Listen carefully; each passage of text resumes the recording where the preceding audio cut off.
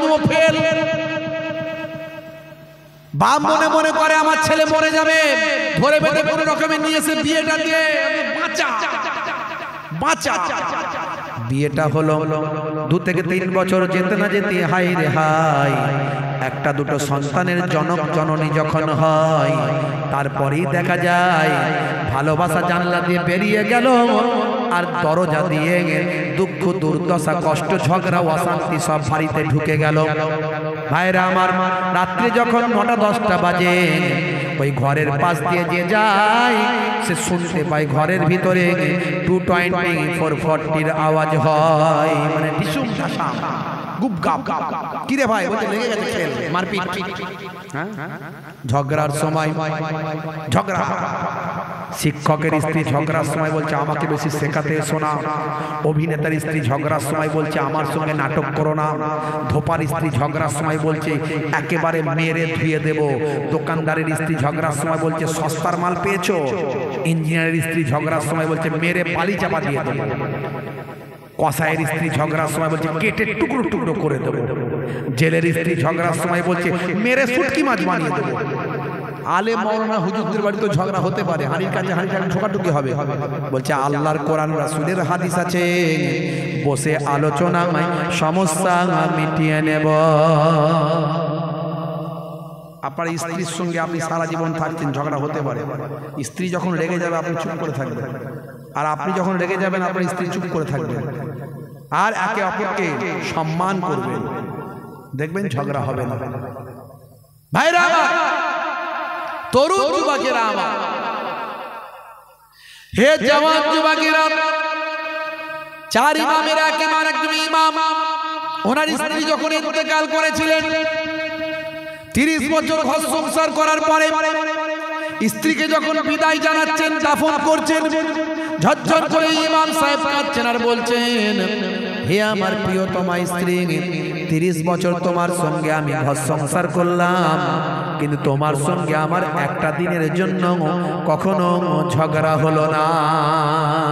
ওই ইমামের ছাত্ররাই কথাটা শুনেছিলেন।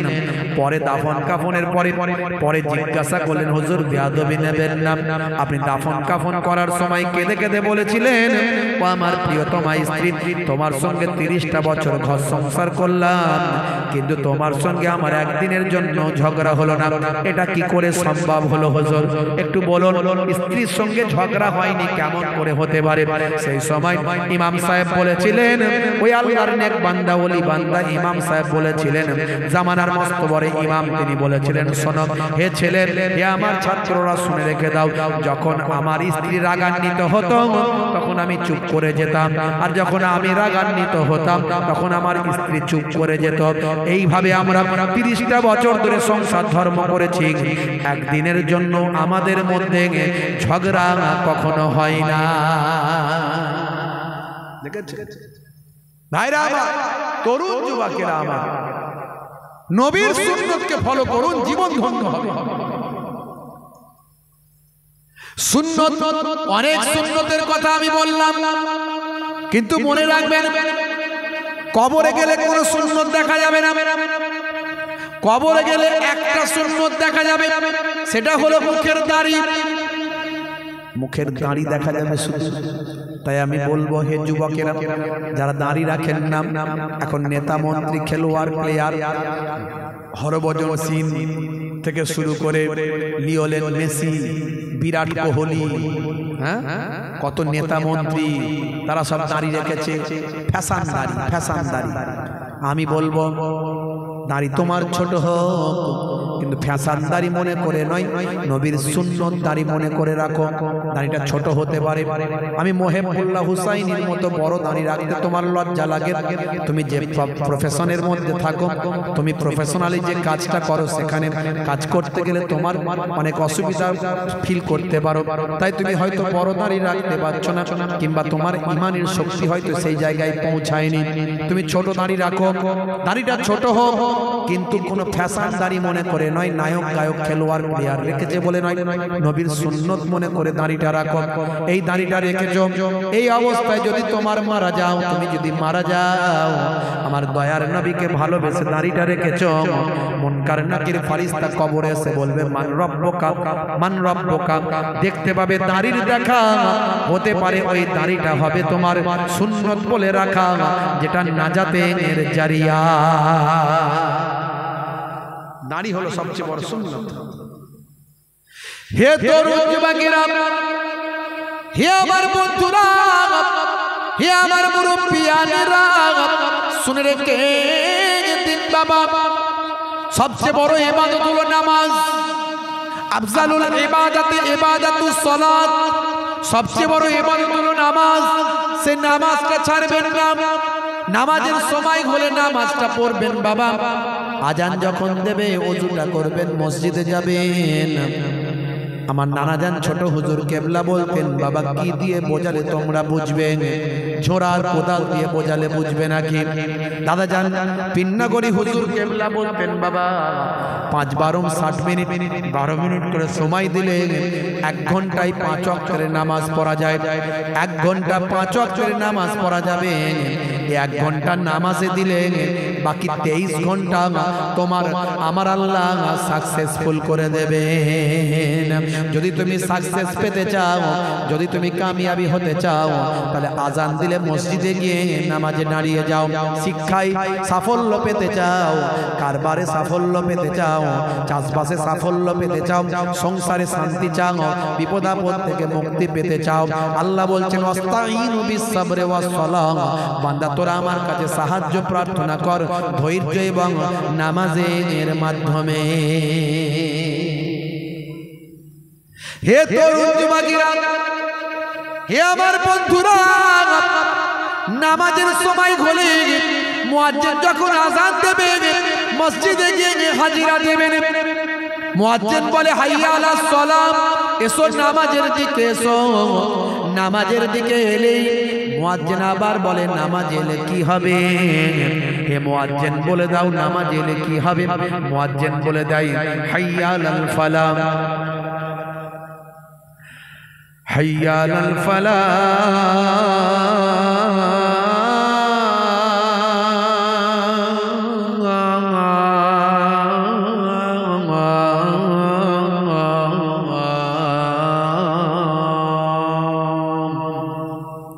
মুয়াজ্জিন বলছেন নামাজে এলে আমার আল্লাহ তোমাকে সফলতা দান করবেন।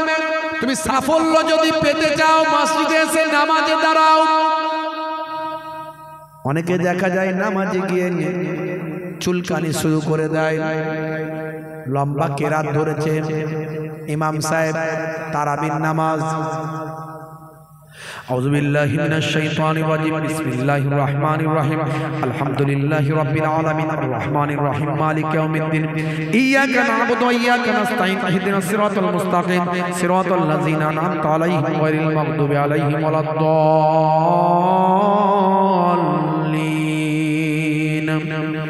উলাইকা আলা হুদাম মির রাব্বিহিম ওয়া উলাইকা হুমুল মুফলিহুন। ইন্নাল্লাযীনা কাফারু সাওয়াউন আলাইহিম আনযারতাহুম আম লাম তুনযিরহুম লা ইউমিনুন। খাতামাল্লাহু আলা কুলুবিহিম ওয়া আলা সামিহিম ওয়া আলা আবসারিহিম গিশাওয়া। তারাবির নামাজ 1 পারা করে 30 পারা শেষ করতে হবে। মুসল্লি চিন্তা করছে এত বড় নামাজ ধরেছে কি করব রে ভাই। বাঙালির হাত অস্ত্র, অমনি চুলকে চুলকে শুরু করে, এমন চুলকাচ্ছে, এদিকে চুলকাচ্ছে, ওদিকে চুলকাচ্ছে, সাদা চামড়া বের করে ফেলার খা। কেউ আবার ঠিক করেছে যে দাড়িটাকে সাইজ করে ফেলি, বলে দাড়িটা হাত বুলিয়ে ওই দাড়ি মুখে ভরে দিয়ে কুটুস কুটুস করে কামড়ে ওইখানে দাড়ির কাজ নাপিতখানায় যাবে না, মিটিয়ে দেবে। বুঝতে পারছি। আবার কেউ চিন্তা করছে কি করা যাবে, এত সময় লম্বা টাইম কি করব। ওই ইমাম সাহেব পড়ছে, ইমাম সাহেব কাজ করুক, আমি আমার কাজ করি। বলে সরু আগুন নাকে ভরে দিয়ে প প করে ঘুরিয়ে সেখান থেকে মাল বের করে ভালো করে দেখছে ক্রিকেট বল না ফুটবল, ত্রিভুজ না চতুর্ভুজ, ফুটবল না ক্রিকেট বল, যে যার কাজ শুরু করে আছে না নাই। নামাজ আপনি আল্লাহর সামনে দাঁড়িয়েছেন, মনে করবেন আল্লাহর সামনে দাঁড়িয়ে আছে, নাকে হাত দিয়ে পপ করে ঘোরালে আল্লাহ নারাজ হবে। কথা ঠিক না ভুল? চুলকেই যাচ্ছে, একই জায়গায় 3 বারের বেশি চুলকালে নামাজটা মাকরুহ হয়ে যেতে পারে। নামাজের সময় হলে মুয়াজ্জিন যখন আজান দেবে মসজিদে যাবেন, 10টা মিনিট 15 মিনিট সময় লাগে নামাজ পড়তে। দাঁড়িয়ে নামাজ পড়তে কষ্ট হয়, একদম শরীর পারে না, নিতে পারে না, বসে নামাজ পড়ব। কিন্তু নামাজ ছাড়া যাবে না। সারাদিন খাটাখাটনি করে এসেছে, নামাজ কাজা হয়ে গেছে। যেমন ক্ষুধা লাগলে, ভোগ লাগলে, খাবার পাচ্ছেন না, দোকান নাই, যখনই দোকান পেলেন তখনই খেলেন, তেমন নামাজের যখনই সময় পাবেন তখনই নামাজ আগে পড়তে হবে। এটাই হলো মাসালা। আপনার নামাজ কাজা হয়ে গেছে, বাড়িতে সামনে আগে নামাজ পড়ুন।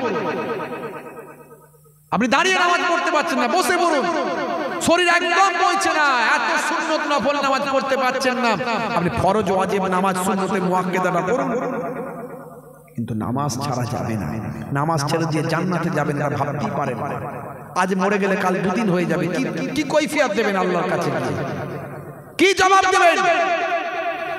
আমার নবী ইন্তেকালের সময় দুটো কথা বলে ইন্তেকাল করেছেন, আসসালাত আসসালাত ওয়া মা মালাকাত আইমানুকুম। হে উম্মতেরা, নামাজ নামাজ, এবং তোমাদের অধীনস্থ, তোমাদের আন্ডারে যে লোকগুলো কাজ করে, যে মানুষগুলো কাজ করে, তাদের সঙ্গে খারাপ আচরণ কখনো করো না। জোরে বলুন সুবহানাল্লাহ। ইসলামের ব্রডনেস, ইসলামের সৌন্দর্য ভাবুন তো। আমরা মুসলমান, নামাজের সময় হলে মসজিদে যেতে হবে। ওয়াক্ত হলো ওযু করো, মসজিদে চলো, খোদার হুকুম পালন করো, নামাজটা পড়ো। ওয়াক্ত হলো ওযু করো, মসজিদে চলো, দিন রাতে 5 ওয়াক্ত নামাজ পড়লে পাবে ভাই জান্নাত। জোরে হবে না? আরে জোরে হবে না? ফজরের সময় হলে মসজিদে যাও তুমি চলে, থেকো না বিছানায় শুয়ে, খোদা দেন রহমত ঢেলে। জোরে হবে না? জোহরের সময় হলে কাজটা দাও তুমি ছেড়ে, কিছু সময় দাও নামাজে, সফলতা আসবে চলে। আর জোরে হবে না? মাগরিবের ওয়াক্ত আসিলে মসজিদে যাও তুমি চলে, কবরের আযাব থেকে মুক্তি প্রভু দেবে। ওয়াক্ত হলো ওযু করো, মসজিদে চলো, খোদার হুকুম পালন করো, নামাজটা পড়ো। ওয়াক্ত হলো ওযু করো, মসজিদে চলো। বলুন না ইনশাআল্লাহ, বলুন ইনশাআল্লাহ। আর জোরে বলুন ইনশাআল্লাহ। কারা কারা নামাজ পড়বে হাত তুলে একটু দেখান তো দেখি। মাশাআল্লাহ, সবাই দেখান। আরে নামাজ না পড়লে জান্নাতে যেতে পারবেন না, হাত তুলে দেখান। মাশাআল্লাহ, নারে তাকবীর, নারে তাকবীর। নামাজ কাজ করবেন। হে তরুণ যুবকেরা, একটা উদাহরণ দিয়ে শেষ করি। প্যাকেজের ওয়াজ, ঈমান থেকে শুরু করেছি, ইবাদত থেকে শুরু করেছি, করে একটা এক্সাম্পল দিয়ে শেষ করছি। যদি আপনি নামাজি হয়ে যান, সুন্নতওয়ালা হয়ে যান, আপনার দোয়াটা কিভাবে কবুল হবে একটু শুনুন। হযরতে মুসা কালিমুল্লাহর জামানার কথা একটু বলি। হে তরুণ যুবকেরা, তাফসীর পড়লে পাবেন বাবা, হযরতে মুসা কালিমুল্লাহ তুর পাহাড়ে গিয়ে আল্লাহর সঙ্গে কথা বলতেন। এই জন্য কালিমুল্লাহ বলা হয় তাকে। হে তরুণ যুবকেরা, মুসা কালিমুল্লাহর অনেক বড় ঘটনা, বেশি লম্বা চওড়া করে বলবো না, সংক্ষেপে বলি। কষ্ট হচ্ছে আপনাদের? কষ্ট হচ্ছে তো নাকি? কার কার কষ্ট হচ্ছে হাত তুলে দেখা। কেউ হাত তোলে? সর্বনাশ হবে না, শেষ করে দেবো। পেছনের দিকে কি বলছে? আচ্ছা, কারা কারা চান না একটু হাত তুলে দেখান না, দেখি কেউ হাত তুলে। আচ্ছা এবার দেখবো যে কারা কারা চাই, কারা কারা চান এবার হাত তুলে দেখান না দেখি। তো সবাই হাত তুলছে, মাশাআল্লাহ। কিন্তু না, বেশিক্ষণ করবো না, একটু ছোট করে বলে দিই, শেষ করছি। হে তরুণ যুবকেরা, হে আমার বন্ধুরা, হে আমার মুরব্বিয়ানেরা, শুনে রেখে দিন বাবা। হযরতে মুসা কালিমুল্লাহ আল্লাহর সঙ্গে কথা বলতেন, অনেক লড়াই করতে হয়েছিল। তৎকালীন যুগে মুসা কালিমুল্লাহকে অনেক লড়াই করতে হয়েছিল। মুসা কালিমুল্লাহ, হে তরুণ যুবকেরা, তৎকালীন যুগে ফেরাউনের লোক লস্করকে হেদায়েত করেছিলেন, তাদেরকে হেদায়েতের দাওয়াত দিয়েছিলেন। তৎকালীন যুগের মানুষগুলোকে বলেছিলেন, হে মানুষেরা, আল্লাহকে মানো, আল্লাহর হুকুম মানো, পাপ কাজ থেকে দূরে থাকো, তোমরা অশ্লীল কাজ থেকে দূরে থাকো, মদ খেও না, জুয়া খেলো না, সুদ খেও না, হারাম কাজে লিপ্ত থেকো না, জেনা ব্যভিচারে লিপ্ত থাকো না। হে তরুণ যুবকেরা, তৎকালীন যুগের মানুষগুলো অন্যায় অবিচার করত, অন্যায় কাজে ধাবিত হতো। আর এখনকার মানুষেরাও ভাই আমার অন্যায় কাজে ধাবিত হয়। ভাই আমার দোস্ত আমার, হে তরুণ যুবকেরা, মুসলমানের ছেলে আজকে মাতাল, মুসলমানের ছেলে আজকে জেনাখোর, মুসলমানের ছেলে আজকে সুদখোর, পাতাখোর, গ্যাঞ্জাখোর। তা ভাই আমার ধাপ্পা আছে না নাই? আজকালকার পোলা দেখো সঠিক পথে চলে না, পিতামাতা গুরুজনের কথা তারা শোনে না। চুলগুলো ছোট ছোট, প্যান্ট শার্ট আটো সাটো, সুজোরা পায়ে দিয়ে, পেছনে ব্যাগ নিয়ে, লাল লাল জুতো পায়ে, চোখে কালো চশমা, দুই চোখ মেলে খোঁজে বেদের মেয়ে জোসনা, গায়ে হাতে ট্যাটু আঁকা, হেঁটে চলে আঁকা বাঁকা। কাছে গেলে দেখা যায় সুস্থ ছেলে না, কাছে গেলে দেখা যায় সুস্থ ছেলে না। তিরঙ্গার দুর্গন্ধে টেকা যায় না, তিরঙ্গার দুর্গন্ধে টেকা যায় না। আজকালকার পোলা দেখো সঠিক পথে চলে না, পিতামাতা গুরুজনের কথা তারা শোনে না। যেখানটা বসবে সেখানটা চষে দিয়ে বেরিয়ে যাবে, পুচ পুচ পুচ পুচ। 12 বছর ঘাস জন্মায় না, দাঁতগুলো দেখলে বোঝা যায় জিভ ঠোঁট দাঁত সব এক। বুঝতে পারছেন? নেশা করবেন না, আল্লাহর নবী নেশা করতে নিষেধ করেছেন। কুল্লু মুস্কিরিন হারাম, প্রত্যেক নেশা হলো হারাম, প্রত্যেক নেশা হারাম। কুল্লু মুস্কিরিন হারাম, প্রত্যেক নেশা হলো হারাম। ভাইরা আমার, আল্লাহর নবী নিষেধ করে দিয়েছেন নেশা থেকে বাঁচো। আর মদ ডাইরেক্ট কোরআনে নিষেধ করা হয়েছে। মদ হলো হারাম, মদের ব্যবসা হারাম, মদের দোকানে কাজ করা হারাম, মদ ঢেলে দেওয়া হারাম, মদের গাড়ি চালানো হারাম, মদ সাপ্লাই করা হারাম, সুদ হারাম, বিড়ি সিগারেট হারামের কাছাকাছি খাবেন না। নেশা শরীরের জন্য ক্ষতি। স্বাস্থ্য বিশেষজ্ঞরা বলছেন যারা নেশা করে না তাদের লংজিভিটি বাড়ে, তাদের আয়ু বাড়ে। আমরা বলি যে হায়াত বাড়ানোর মালিক আল্লাহ, কিন্তু বৈজ্ঞানিক একটা ভাই আমার তাদের ব্যাখ্যা আছে। আপনি নেশামুক্ত জীবন যাপন করুন, নামাজে গিয়ে সিজদায় গিয়ে নিজের আয়ু বাড়ার জন্য দোয়া চান, আল্লাহ বলছে তোমার হায়াত বাড়িয়ে দেবো, তোমার দোয়া বাড়িয়ে দেবো, তোমার জীবন হায়াত লংজিভিটি বাড়িয়ে দেবো। জোরে বলুন সুবহানাল্লাহ।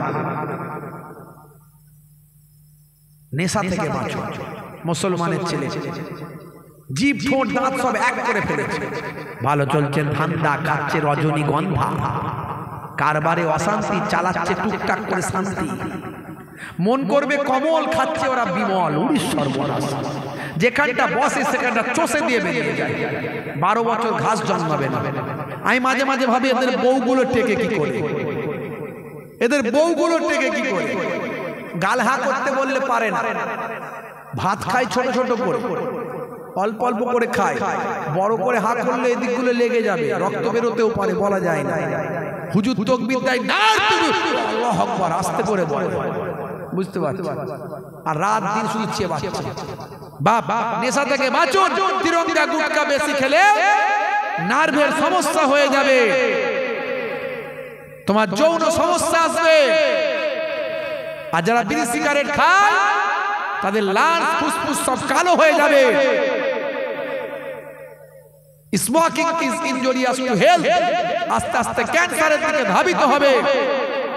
বায়ু ধরে রাখার ক্ষমতা কমে যাবে, বাতাস অবজার্ভ করার ক্ষমতা কমে যাবে। আর অনেকে যারা বিড়ি খায় তাদের একটা লাভ হয়, কি লাভ? বলে টয়লেটে গেলে নাকি ওপরে ধোঁয়া মারলে নিচের মাল ক্লিয়ার হয়। এটা মারাত্মক লাভ, বুঝতে পারছি। আর মাতাল, পার মাতাল হলে তার তিনটে লাভ। সে বুড়ো হবে না, বুড়ো হবে না, চোর পড়বে না, কুকুর সামনে আসবে না। তার মানে কি? বুড়ো হওয়ার আগে লিভার টিভার পচে গিয়ে খারাপ হয়ে গিয়ে পটলডাঙ্গায় চলে যাবে। আর 2 নাম্বার কি? চোর ঘরে পড়বে না, পার মাতাল হয়ে গেলে রাত দিন জেগেই থাকবে। চোর আসবে কি করে? মাল জেগে আছে। আর 3 নাম্বার, কুকুর আসবে না। কুকুর নিজের চিন্তায় অস্থির, বেটা লাঠি নিয়ে দৌড়চ্ছে, আমাকে মারবে না কাকে মারবে রে বাবু। কুকুর নিজের টেনশনে সে দৌড়, বুঝতে পারছো? নেশা থেকে বাঁচুন বাপ। 1450 বছর আগে আল্লাহর নবী নেশাকে নিষেধ করেছেন, কুল্লু মুস্কিরিন হারাম, প্রত্যেক নেশা হলো হারাম। নেশা থেকে বাঁচুন। আজকে স্বাস্থ্য বিশেষজ্ঞরা আল্লাহর নবীর কথাকে স্বীকৃতি দিয়েছে, নবীর সুন্নতের তাবেদারি করে। হে তরুণ যুবকেরা, হযরত মুসা কালিমুল্লাহ সেই জামানার মানুষকে হেদায়েত করতেন।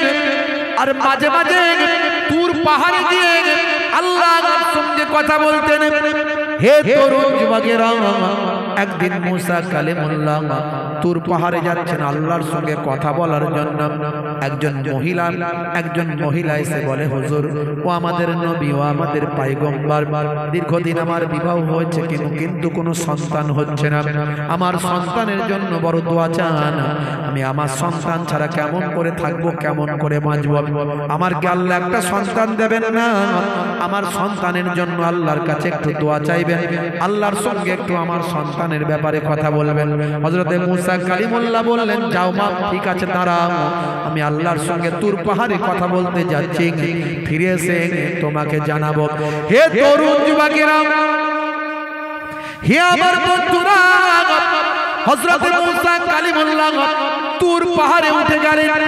উঠে গিয়ে আল্লাহর সঙ্গে কথা বলতে বলতে বললেন, আল্লাহ, একজন মহিলা সে আমাকে বলছিল তার সন্তান হচ্ছে না, তুমি তার ব্যাপারে কি ফয়সালা নিয়েছো?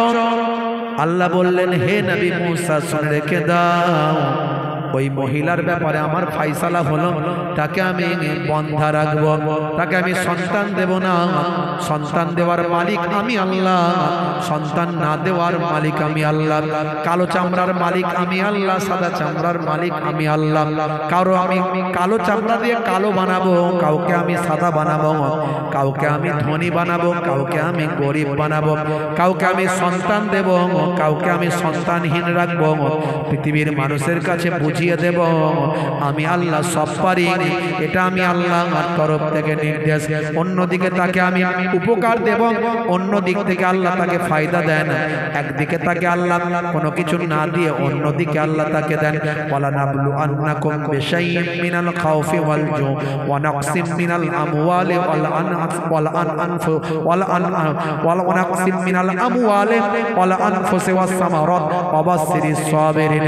হে তরুণ যুবকেরা, আমার আল্লাহ বলছেন, ওয়ালা নাবলু আন্নাকুম বিশাইইম মিনাল খাউফি ওয়াল জু, আমি আল্লাহ তাআলা নোকসান দি নোকসান, মিনাল খাউফ মানে ডর, ওয়াল জু এবং ক্ষুধা, মানুষকে ক্ষুধা দিয়ে, ডর দিয়ে, ভয় দিয়ে আমি আল্লাহ পরীক্ষা নিয়ে থাকি, মানুষকে আমি পরীক্ষা করি।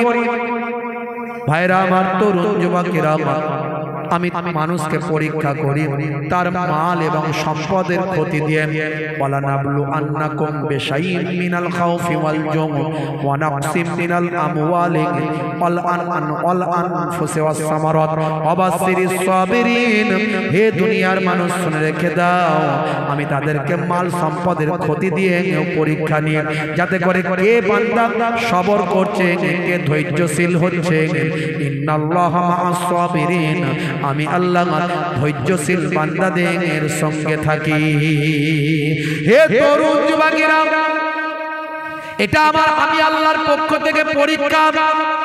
ওই মহিলার কথা আল্লাহ বললেন, হে মুসা কালিমুল্লাহ আমি তাকে বন্ধা রাখবো ঠিক করেছি, আর কোন সন্তান আমি দেব না। এমন সময় মুসা কালিমুল্লাহ তুর পাহাড় থেকে নেমে এলেন। নেমে সেই মহিলাকে বলে দিলেন, ও মা, মনে দুঃখ করো না, এটা আল্লাহর পরীক্ষা, তোমাকে আল্লাহ কোন সন্তান দেবেন না। এ কথা শুনে ওই মহিলা ঝরঝর করে কাঁদতে কাঁদতে চলে গেল। ওই মুসা কালিমুল্লাহ বললেন, মা কেঁদো না, মনে দুঃখ করো না, সবর করো, ধৈর্য ধারণ করো। মনটা তার খারাপ হয়ে গেল, সে চলে গেলেন। হে জওয়ান যুবকেরা, বছর খানেক কেটে গেল। মুসা কালিমুল্লাহ জানতে পারলেন ওই মহিলার আল্লাহ সন্তান দিয়েছে, ফুটফুটে সন্তান। সেই সন্তান তার পিতার সঙ্গে তার বাড়িতে খেলা করছে। এ কথা শুনে মুসা কালিমুল্লাহ নিজে দেখতে গেলেন সেই সন্তানকে। যখন জানতে পারলেন সত্যি সত্যি ওই মহিলারই আল্লাহ সন্তান দিয়েছেন, মুসা কালিমুল্লাহ অবাক হয়ে গেলেন। আল্লাহর ওয়াদাও ফেল হচ্ছে নাকি, ব্যাপারটা কি আমাকে জানতে হবে। মুসা কালিমুল্লাহ আবার তুর পাহাড়ে উঠে গেলেন। তুর পাহাড়ে উঠে গিয়ে মুসা কালিমুল্লাহ আল্লাহকে বললেন, আল্লাহ কি ব্যাপার, কি ব্যাপার, তুমি তো বলেছিলে ওই মহিলার সন্তান হবে না, কিন্তু আল্লাহ তুমি তাকে সন্তান দিলে, ব্যাপারটা কি। হে তরুণ যুবকেরা, আল্লাহ বললেন, মুসা একটা শর্ত আছে, তোমাকে আসল রহস্যটা খুলে বলবো, তার আগে একটা শর্ত আছে। সেই শর্ত হলো তোমাকে একটা কাজ করতে হবে, যাও আমার কোন আশিক খুঁজে বের করো। আমি আল্লাহ আমার কোন আশিক খুঁজে বের করো, সে আশিককে গিয়ে বলো তার শরীরের একটু গোস্ত যেন কেটে এই প্লেটে দিয়ে দেয়।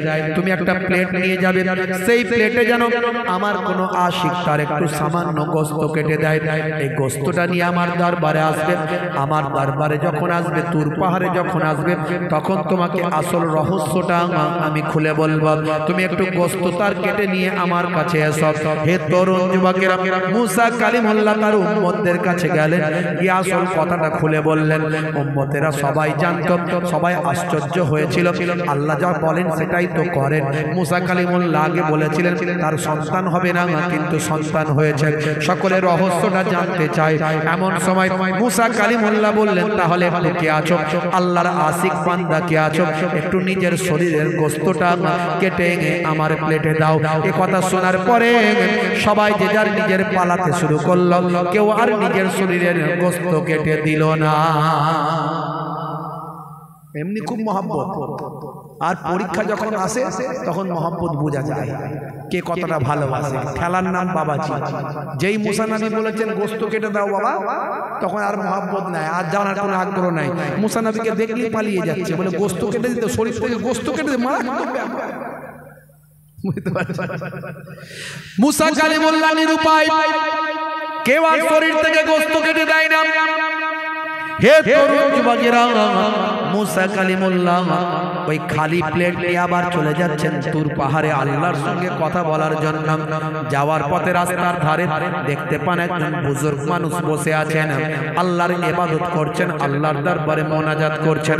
সেই সময় মুসা কালিমুল্লাহ তার সামনে দিয়ে যখন চলে যান, ওই দরবেশ বান্দা ডাকলেন, ও নবী মুসা কালিমুল্লাহ, এদিকে আসুন, এদিকে আসুন, কোথায় যাচ্ছেন, এদিকে আসুন, এদিকে আসুন, কোথায় যাচ্ছেন। মুসা কালিমুল্লাহ সব তাকে খুলে বললেন। খুলে বলার সঙ্গে সঙ্গে বললেন, কোনো চিন্তা করবেন না, আমি আল্লাহকে ভালোবাসি। কতটা ভালোবাসি আমি জানি না, তবে আল্লাহ যখন গোস্ত চেয়েছেন, আল্লাহ যদি জীবন চান, আমি জীবনটাও দিতে পারি। গোস্ত চেয়েছেন, দিন দিন প্লেটটা দিন, আর ছুরিটা দিন, আমার হাত থেকে আমি গোস্তটা কেটে এই প্লেটে দিচ্ছি।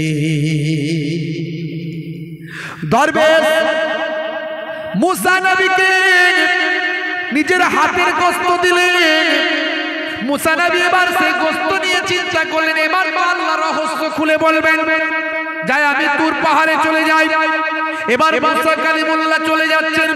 আবার এই দরবেশ পেছন থেকে ডেকেছেন, ও নবী মুসা কালিমুল্লাহ, ও আমাদের পয়গম্বর, এদিকে আসুন, এদিকে আসুন। কি হলো বাবা দরবেশ কি হলো?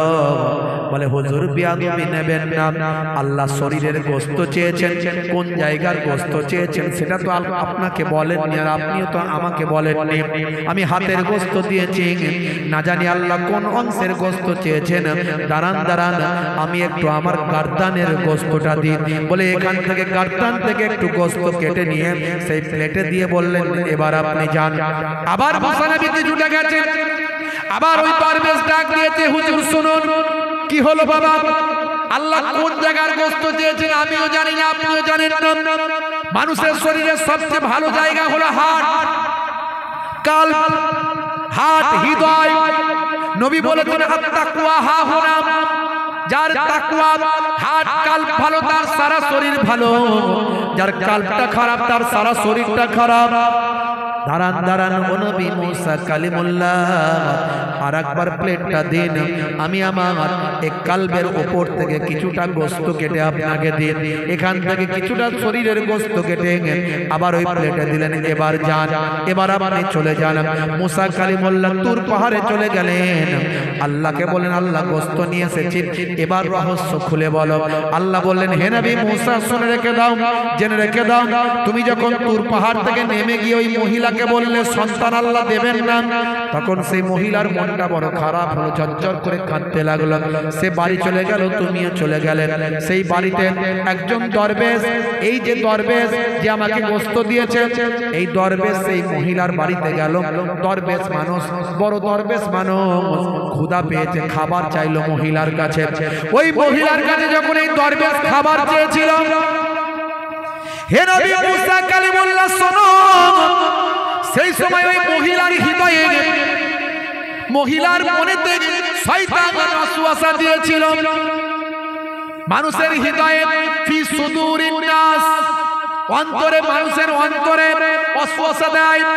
আল্লাযী ইউওয়াসবিসু ফি সুদুরিন নাস, শয়তান ওয়াসওয়াসা দেয় মানুষের হৃদয়ের ভিতরে।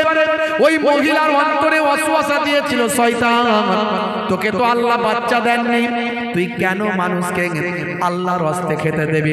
ওই দরবেশ বলছে আল্লাহর রাস্তে বাবা আমাকে কিছু খেতে দাও, বড় ভুকাম, আই এম ভেরি হাংরি। তো কেন খেতে দিবি, কেন খেতে দিবি? কারণ আল্লাহর রাস্তে খেতে দিতে বলেছে, আল্লাহ তো তোকে সন্তান দেয়নি।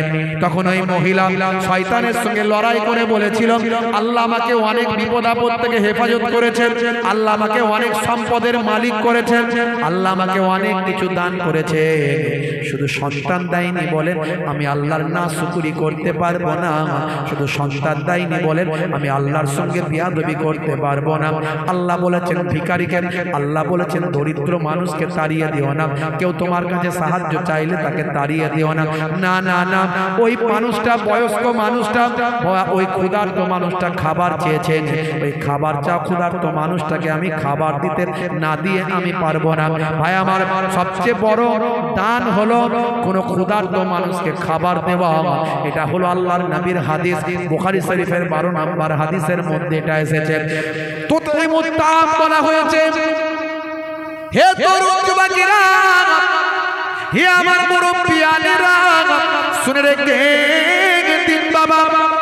আর তাকরাউস সালাম বলা হয়েছে, যখন কোনো মানুষকে দেখবে তখনই তুমি ঈমানদার মুসলমান হলে তাকে সালাম দেবে। যদি তাকে চিনতে পারো, যদি চিনতে পারো বা না পারো, যে কোনো ভাবে তাকে চিনতে পারো আর না পারো, মানুষকে ঈমানদার মুসলমান দেখলে সালাম দেবে। এই দুটো ইবাদতের কথা, সুন্নতের কথা নবী বলেছেন। এই দুটো হলো সবচেয়ে বড় ভালো ইবাদত, সবচেয়ে ভালো ভাই আমার আমল এই দুটো। ক্ষুধার্ত মানুষকে খাবার দেবে। হে তরুণ যুবকেরা, শয়তানের সঙ্গে লড়াই করে ওই মহিলা শয়তানকে পরাজিত করে ওই ঈমানদার দরবেশ মানুষকে খাবার দিল। খাবার দেওয়ার পর দরবেশ তার মনের দুঃখ কষ্ট যন্ত্রণার কথা জেনেছিল। জানার পরে ওই দরবেশ তখন আল্লাহর আল্লাহর কাছে দোয়া চেয়েছিল, আল্লাহ আমার ক্ষুধার সময় ওই মহিলা খাবার দিয়েছেন, সে আমার ক্ষুধা নিবারণ করেছে, তুমি তার দুঃখটা নিবারণ করে দাও। আমার আল্লাহ তুমি তার সন্তান দাও, তুমি তাকে একটা সন্তানের জননী বানিয়ে দাও। হে নবী মুসা কালিমুল্লাহ, ওই মহিলা সে তার শয়তানের সঙ্গে লড়াই করেছিল, আর শয়তানের সঙ্গে লড়াই করে সে বিপদের সময় শয়তানের সঙ্গে লড়াই করে দরবেশকে খাবার দিয়েছিল। আর ওই সেই দরবেশ যে আমার আশিক, যে নিজের শরীরের গোশত কেটে আমাকে দেয়, আর সে যখন আর ওই মহিলার জন্য দোয়া চায়, আচ্ছা বলো তো মুসা, আমি কি তার দোয়া ফিরিয়ে দিতে পারি? আমি ফেরাতে পারি নাই। আমি তার তাকদীরে লিখে দিয়েছিলাম সন্তান হবে না, কিন্তু এই দরবেশের দোয়া কবুল করে ওই মহিলার আমি আল্লাহ সন্তানের জননী বানিয়ে দিয়েছি। জোরে হবে না? জোরে হবে না? নারে তাকবীর। ভাইরা আমার, আপনি নামাজি হয়ে যান, পরেজগার হয়ে যান, আপনার দোয়া কবুল হয়ে যাবে। আপনার তাকদীরকে আল্লাহ পাল্টে দেবেন। আল্লাহ যেটা ঠিক করেছেন সেটা বদলে যাবে। আপনার কান্নাকাটি, আপনার ইবাদত, আপনার দোয়াতে আজ থেকে প্রতিজ্ঞা করুন, আমি পরিবর্তন হব। ওয়াজ পরিবর্তনের জন্য, ওয়াজ পরিবর্তনের জন্য আজ থেকে প্রতিজ্ঞা করুন, নবীর সুন্নতের তাবেদারি করুন। শাহরুখ খান, সলেমান খানের ভক্তদের খাতা থেকে নাম কেটে রাসূলের ভক্তদের খাতায় নাম লেখাবো। কেসিয়াস, কেলে, Tyson, Hanuman, Gary Miller, Jennifer, পৃথিবী বিখ্যাত বিখ্যাত নায়ক, নায়িকা, গায়ক, গায়িকা, খেলোয়াড়, প্লেয়ার, হাসিম আমলা, ভাই আমার মঈন আলী খান, জুনায়েদ, জামশেদ, ইউসুফ, ইউহানা, কত বড় বড় বিখ্যাত বিখ্যাত ব্যক্তিরা আজকে তারা তাদের লোকে ভক্ত হয়, তারা আবার নবীর ভক্ত, নামাজি, দাড়িওয়ালা, সুবিচার, দরবেশ। হে যুবকেরা, মাইকেল জ্যাকসন পৃথিবী বিখ্যাত পপ তারকা, মারা যাওয়ার বহুদিন আগে থেকে বিশ্ব নবীর শিষ্য হয়ে ভাই আমার মিকাইল নাম নিয়ে রাসূলের তরিকা সুন্নত মেনে চলেছে। বাবা মার, আজ থেকে প্রতিজ্ঞা করো, মানুষ অভ্যাসের দাস। অভ্যাস করলে কি না হয়? আমাকে অনেকে বলে, হুজুর পান খাবেন নাকি? আমি পান খাই না। কি নেশা আছে হুজুর আপনার? এখন তো হুজুররা রজনীগন্ধা আরো কি কি সব খায়, তো আপনার কি আছে নেশা টেশা? কিছু তো খান। আমি কিছুই খাই না। পারলে চা খাওয়াতে পারে, না খাওয়ালেও অসুবিধা নেই, কিছুই নেশা ফেশা নেই। সে কি নেশা ছাড়া হয় নাকি? আমি নেশা করি না বলি নেশার বিরুদ্ধে বলি। নেশা যদি নিজে করতাম বলার ক্ষমতা আমার থাকতো না। আল্লাহর নবী বলেছেন নেশা হলো হারাম, আমি কোনো নেশা করি না। নেশা মুক্ত জীবন যাপন করা যায়, সেটা আমাকে দেখলেই বোঝা যায় যে আমি যদি পারি, আপনি কেন পারবেন না? মানুষ অভ্যাসের দাস গোটা বাংলায় বলে। আজ থেকে অভ্যাস করুন, 10 দিন 5 দিন কষ্ট হবে, তারপরে দেখবেন সমস্যা নাই, আপনার জীবনটা ধন্য হবে। আল্লাহ আপনার লংজিভিটি বাড়িয়ে দেবে, আপনার দোয়াকে আল্লাহ কবুল করে নেবে। রাসূলের সুন্নত মনে করে আপনি, রাসূলের নির্দেশ মনে করে আপনি নেশামুক্ত জীবন যাপন করুন। বাপেরা আমার, নামাজি হয়ে যান, সুন্নতওয়ালা হয়ে যান, আল্লাহ দোয়াকে কবুল করে নেবেন। আল্লাহ আমাদের মনের নেক আরজুকে কবুল করে নেন। দাদা পীরের সিলসিলার প্রকৃত খাদেম হওয়ার তৌফিক দেন। বলু আল্লাহুম্মা আমিন, বলু আল্লাহুম্মা আমিন। ভাইরা আমার, এটুকু আলোচনা রাত হয়ে গেছে, 2 বেজে গেল। বাপ প্রত্যেকে 3 বার সূরা ফাতিহা, আলহামদুলিল্লাহ শরীফ, 3 বার সূরা ইখলাস, কুল হুয়াল্লাহ শরীফ, 3 বার দরুদ শরীফ পাক তেলাওয়াত করেন। আখিরে মোনাজাত হবে। মাশাআল্লাহ।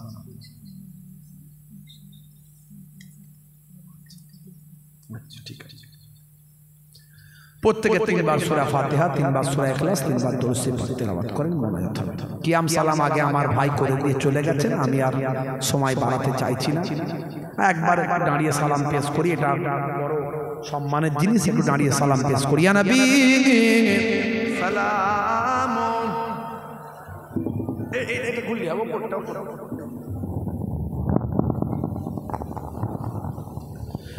ইয়া রাসূল সালাম,